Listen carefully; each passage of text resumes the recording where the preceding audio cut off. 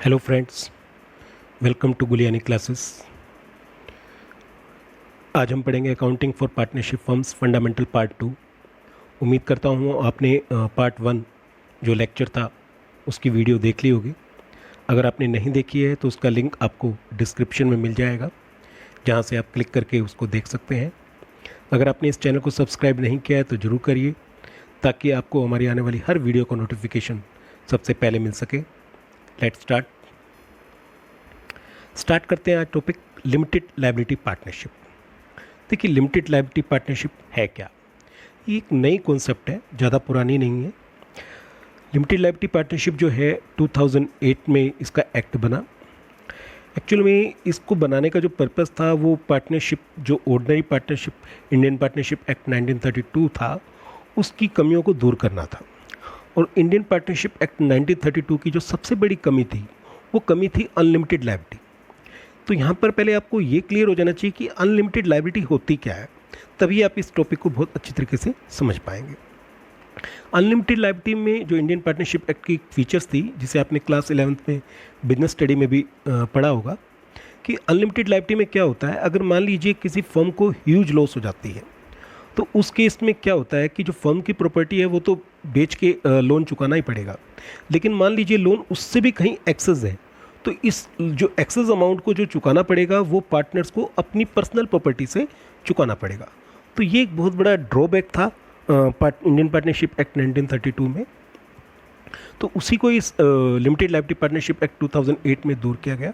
इसको हम एक एग्जांपल से भी समझ सकते हैं। मान लीजिए एक फर्म है जिसकी जो प्रॉपर्टी है वो 1 करोड़ रुपए की है, लेकिन all of sudden business downfall चला जाता है। कुछ सालों बाद उसको बिजनेस इतनी लॉस हो जाती है कि उसकी जो लायबिलिटी है वो 1.5 करोड़ है।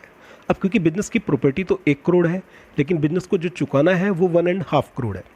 अब ये 50 लाख रुपये जो एक्सेस है वो कौन चुकाएगा?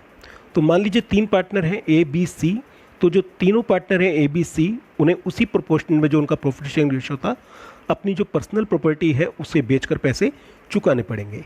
और इसमें एक और बड़ा रिस्क है। मान लीजिए इस ए बी सी में जो एक पार्टनर है, मान लीजिए सी, वो इंसॉल्वेंट हो जाता है, तो इस केस में जो भी 50 लाख रुपए का जो डेफिसिट रह गया वो ए और बी को लाना पड़ेगा, क्योंकि सी इससे मुक्त हो जाएगा, एग्जम्प्ट हो जाएगा। और मान लीजिए और भी खतरनाक सिचुएशन हो सकती है कि अगर मान लीजिए जो बी है वो भी इंसॉल्वेंट हो जाता है, तो पूरा का पूरा 50 लाख किसको ला के देना पड़ेगा? वो सारा का सारा पैसा जो है 50 लाख रुपए ए को ला के देना पड़ेगा। तो ये एक बहुत बड़ा ड्रॉबैक था unlimited liability Indian partnership act 1932, जिसको सॉर्ट आउट किया गया लिमिटेड लायबिलिटी पार्टनरशिप एक्ट 2008 में। इसकी डेफिनेशन देखते हैं। According to section 2 limited liability partnership act 2008, and limited liability partnership means a partnership formed and registered under this act. तो बहुत narrow definition दी गई है कि किसको हम लिमिटेड लायबिलिटी पार्टनरशिप कहेंगे। जो लिमिटेड लायबिलिटी पार्टनरशिप एक्ट 2008 के अंदर फॉर्म की गई है और रजिस्टर्ड की गई है। तो खाली डेफिनेशन से इसका मीनिंग अच्छी तरीके से क्लियर नहीं होता, जबकि हम इसकी नेचर और फीचर्स को पढ़ेंगे तो कहीं जाके हमारे को ज़्यादा क्लियर होगा। Come to the next topic, that is nature of limited liability partnership. Number 1, separate legal entity. देखिए, जो लिमिटेड लायबिलिटी पार्टनरशिप एक्ट है उसकी सबसे बड़ी खासियत क्या है? वो है सेपरेट लीगल एंटिटी। यानी कि जो फर्म का जो एग्जिस्टेंस है अपने पार्टनर के एग्जिस्टेंस से बिल्कुल सेपरेट होता है। इसका मतलब क्या है? फर्म जो है वो अपने नाम से प्रॉपर्टी खरीद सकती है, फर्म जो है अपने नाम से किसी के साथ एग्रीमेंट कर सकती है। यानी कि फर्म का अपना एक सेपरेट एग्जिस्टेंस है। फर्म चाहे तो पार्टनर के खिलाफ केस कर सकती है और पार्टनर चाहे तो फर्म के खिलाफ केस कर सकते हैं। तो जो फर्म का जो एग्जिस्टेंस है वो बिल्कुल सेपरेट होता है अपने पार्टनर से। Number 2, limited liability of partners. ये बहुत बड़ी खासियत है, जैसा हमने मीनिंग में भी डिस्कस किया कि अनलिमिटेड लायबिलिटी जो कैरेक्टरिस्टिक थी इंडियन पार्टनरशिप एक्ट 1932 की, वो बहुत खतरनाक थी। खतरनाक इसलिए क्योंकि आपको जो है मतलब आपको अगर मान लीजिए किसी वजह से ह्यूज लॉस हो जाती है तो हमेशा एक रिस्क रहता है। जो मैंने पैसा इन्वेस्ट किया है बिजनेस में वो तो डूबने का चांस है ही है, बल्कि मेरी जो पर्सनल प्रॉपर्टी है वो भी हमेशा डेंजर में है। तो नेचुरल बात है, जो पर्सन्स हैं उनकी फैमिली का भविष्य, उनके बच्चों का भविष्य भी एक तरीके से दाव पर लगा रहता है।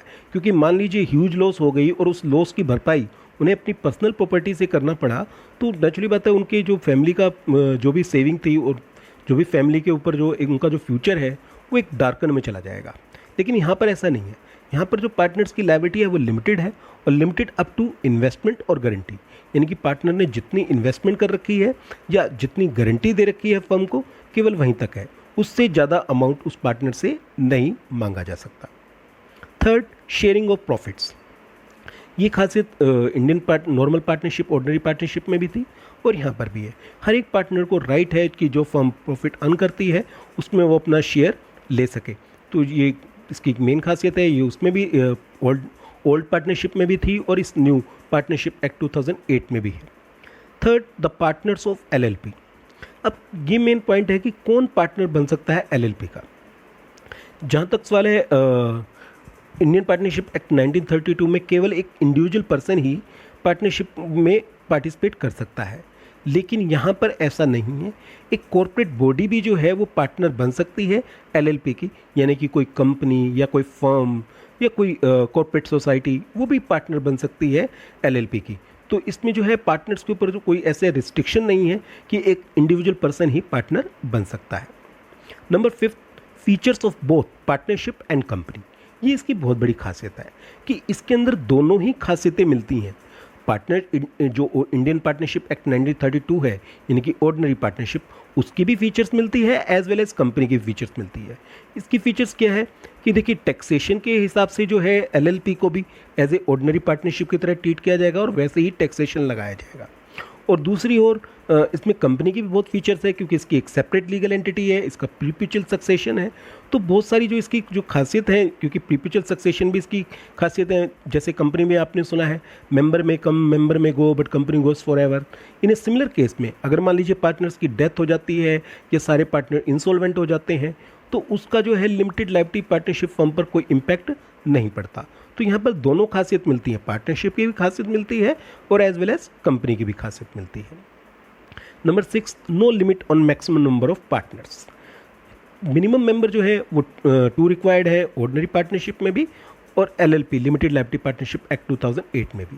लेकिन जहाँ तक इंडियन पार्टनरशिप एक्ट 1932 में जो मैक्सिमम मेंबर हैं वो 50 हो सकते हैं ऑर्डिनरी पार्टनरशिप में, लेकिन LLP में ऐसी मैक्सिमम मेंबर पे कोई लिमिट नहीं है। आप कितने ही पार्टनर इकट्ठे कर सकते हैं, कितने ही पार्टनर ज्वाइन कर सकते हैं लिमिटेड लायबिलिटी पार्टनरशिप को। तो आई थिंक आपको क्लियर हो गया होगा कि जो लिमिटेड लायबिलिटी पार्टनरशिप है वो जो जनरल जो इंडियन पार्टनरशिप एक्ट 1932 के अकॉर्डिंग जो ऑर्डिनरी पार्टनरशिप है उससे काफ़ी सेपरेट है। अगर आपने ऑर्डिनरी पार्टनरशिप यानी कि इंडियन पार्टनरशिप एक्ट 1932 के बारे में ज़्यादा नहीं स्टडी की है तो हमारा जो पार्ट 1 था वो उसी की फीचर्स के बारे में था। आप उसको देख के उसको भी देख सकते हैं, क्योंकि उसको देखने के बाद आपको लिमिटेड लायबिलिटी पार्टनरशिप ज़्यादा अच्छी तरीके से क्लियर हो पाएगी। यहाँ पर हम डिफरेंस डिस्कस करते हैं जो इंडियन पार्टनरशिप एक्ट 1932 है और लिमिटेड लायबिलिटी पार्टनरशिप एक्ट 2008 है। इन दोनों के बीच में डिफरेंस क्या है? देखिए, बहुत ज़्यादा डिफरेंस है, एक एक करके डिस्कस करेंगे। Number 1, applicable of law. जहाँ ऑर्डिनरी पार्टनरशिप है उस पर जो लॉ है इंडियन पार्टनरशिप एक्ट 1932 एप्लीकेबल होता है, वहीं दूसरी ओर लिमिटेड लायबिलिटी पार्टनरशिप पर limited liability partnership act 2008 applicable होता है। Number 2, registration. देखिए, इंडियन पार्टनरशिप एक्ट 1932 में यानी कि ऑर्डिनरी पार्टनरशिप में रजिस्ट्रेशन कराना कंपलसरी नहीं है। हालांकि रजिस्ट्रेशन कराना फ़ायदेमंद रहता है, लेकिन उनके ऊपर कंपल्शन नहीं है और इसी वजह से ज़्यादातर फर्म अपने आप को रजिस्टर्ड करवाती ही नहीं है। लेकिन लिमिटेड लायबिलिटी पार्टनरशिप में फर्म को रजिस्टर्ड करवाना यानी कि उनका रजिस्ट्रेशन करवाना कंपलसरी है लिमिटेड लायबिलिटी पार्टनरशिप एक्ट 2008 के अकॉर्डिंग। तो यहाँ पर रजिस्ट्रेशन जो है वो वॉलंटरी नहीं है बल्कि कंपलसरी है। Third, creation. जो ऑर्डिनरी पार्टनरशिप है इनकी इंडियन पार्टनरशिप एक्ट 1932 के अकॉर्डिंग वहाँ पर क्रिएशन होता है एज पर एग्रीमेंट, यानी कि जो एग्रीमेंट है वो बुनियाद है क्रिएशन की। तो ये क्रिएटेड बाय एग्रीमेंट होती है, जबकि लिमिटेड लायबिलिटी पार्टनरशिप जो है क्रिएटेड बाय लॉ होती है, क्योंकि यहाँ पर लॉ एप्लीकेबल होता है, लॉ के रूल्स और रेगुलेशंस लागू होते हैं। Number 4, body corporate. जो कॉर्पोरेट बॉडी है वो जो इंडियन पार्टनरशिप एक्ट 1932 है इनकी ऑर्डिनरी पार्टनरशिप, उसमें पार्टनर नहीं बन सकती, जैसा कि हमने पहले भी डिस्कस किया।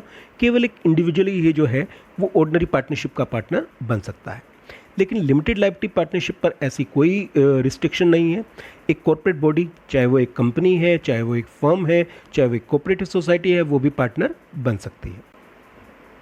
नंबर 5 पढ़ते हैं सेपरेट लीगल एंटिटी। देखिए सेपरेट लीगल एंटिटी का क्या मतलब है। ऑर्डिनरी पार्टनरशिप फर्म में जो फर्म जो होती है वो वही पार्टनर होते हैं, यानी कि फर्म का अपना कोई सेपरेट लीगल एग्जिस्टेंस नहीं होता। फर्म जो भी प्रॉपर्टी बाय करेगी वो पार्टनर के नाम से बाय करेगी, जो भी बैंक में अकाउंट खोले जाएंगे वो फर्म या पार्टनर के नाम से खोले जाएंगे, यानी कि फर्म का अपना कोई सेपरेट लीगल एग्जिस्टेंस नहीं होता। जबकि लिमिटेड लायबिलिटी पार्टनरशिप में फर्म का अपना एक सेपरेट एग्जिस्टेंस होता है। फर्म अपने नाम से प्रॉपर्टी खरीदती है, फर्म जो है अपने नाम से किसी के साथ एग्रीमेंट करती है। तो यहाँ पर जो है पार्टनर्स अलग होते हैं और फर्म अलग होते हैं। नंबर 6 आता है प्रीपेचुअल सक्सेशन। प्रीपेचुअल सक्सेशन क्या होता है? प्रीपेचुअल सक्सेशन का मतलब है फर्म का जो अपना अस्तित्व है, यानी कि जो उसकी एग्जिस्टेंस है, वो पार्टनर्स पे डिपेंड नहीं रहती। जो ऑर्डिनरी पार्टनरशिप फर्म है उसमें जो, क्योंकि फर्म और पार्टनर में कोई खास डिफरेंस नहीं है। अगर मान लीजिए जो पार्टनर्स हैं वो इंसॉल्वेंट हो जाते हैं या उनकी डेथ हो जाती है, तो उस केस में क्या होता है कि जो भी मान लीजिए सारे पार्टनर्स इंसॉल्वेंट हो गए या उनकी डेथ हो गई तो फर्म ऑटोमेटिकली बंद हो जाएगी। लेकिन ऐसा लिमिटेड लायबिलिटी पार्टनरशिप में नहीं होता।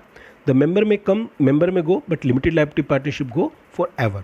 क्यों? क्योंकि उसका जो एक अपना सेपरेट एग्जिस्टेंस है। अगर मान लीजिए वो पार्टनर्स चले जाएंगे तो उनकी जगह कोई दूसरा आ जाएगा, वो उनका शेयर खरीद लेगा और फर्म जो है वो कंटिन्यूस चलती रहेगी। Number 7 number of partners. जहाँ तक ऑर्डिनरी पार्टनरशिप है, ऑर्डिनरी पार्टनरशिप में मिनिमम मेंबर 2 हो सकते हैं, जबकि maximum member as per company act 2013 50 हो सकते हैं। जहाँ तक सवाल है limited liability partnership, limited liability partnership में भी मिनिमम मेंबर तो 2 ही हैं, लेकिन मैक्सिमम पर ऐसी कोई लिमिट नहीं है। कितने ही मेंबर जो हैं वो लिमिटेड लायबिलिटी पार्टनरशिप का पर्सन्स या पार्टनर्स बन सकते हैं। Number 8 ownership of assets. ध्यान रहे, क्योंकि ऑर्डिनरी पार्टनरशिप में फर्म का अपना एक सेपरेट एग्जिस्टेंस नहीं है, इसलिए जो भी प्रॉपर्टी खरीदी जाती है वो पार्टनर्स के नाम पे ही खरीदी जाती है, तो पार्टनर्स ही उस प्रॉपर्टी के जॉइंट होल्डर होते हैं। लेकिन लिमिटेड लायबिलिटी पार्टनरशिप में जो भी प्रॉपर्टी खरीदी जाती है, जो भी एसेट्स खरीदी जाती है, वो फर्म के नाम पे खरीदी जाती है और उसकी जो ओनर होती है वो फर्म होती है, ना कि partners. Number 9 liability. Ordinary partnership की जो लायबिलिटी है वो अनलिमिटेड होती है, यानी कि अगर किसी केस में बिजनेस को ह्यूज लॉस हो जाती है तो जो उन्होंने पैसा इन्वेस्ट किया है वो तो डूबेगा, बल्कि उनकी जो पर्सनल प्रॉपर्टी है वो भी ऑलवेज रिस्क इन डेंजर में होती हैं, कभी भी उनको बेच के पैसा चुकाना पड़ सकता है। लेकिन लिमिटेड लायबिलिटी पार्टनरशिप में जो लायबिलिटी है वो लिमिटेड होती है, इसलिए जो भी उन्होंने पैसा इन्वेस्ट कर रखा है, जितनी गारंटी दे रखी है, उतना ही उनका पैसा डूबेगा, उससे ज़्यादा उससे उनसे नहीं मंगाया जा सकता। तो इसमें जो लायबिलिटी है वो लिमिटेड होती है। आई होप आज अपने लिमिटेड लायबिलिटी पार्टनरशिप और ऑर्डिनरी पार्टनरशिप के बीच का जो डिफरेंस है, लिमिटेड लायबिलिटी पार्टनरशिप का जो मीनिंग है और उसकी जो फीचर्स हैं वो आपको समझ में आ गई होंगी। अगर आपने इस चैनल को सब्सक्राइब नहीं किया है तो ज़रूर करिए, ताकि आपको हमारे आने वाली हर वीडियो को नोटिफिकेशन मिल सके। अगर आपको ये वीडियो पसंद आई है तो इसको ज़रूर लाइक करिए, अपने दोस्तों के साथ शेयर करिए। आज हमने जो टॉपिक डिस्कस किए हैं इससे रिलेटेड कोई भी आपकी क्वेरीज़ है तो उसे आप कमेंट बॉक्स में लिख सकते हैं। आप हमें फॉलो कर सकते हैं कि हमारे फेसबुक चैनल गुलियानी क्लासेस पर। आप अपनी क्वेरीज़ हमें ईमेल भी कर सकते हैं gulianiclasses@gmail पर। थैंक यू, मिलते हैं जल्दी नेक्स्ट वीडियो में।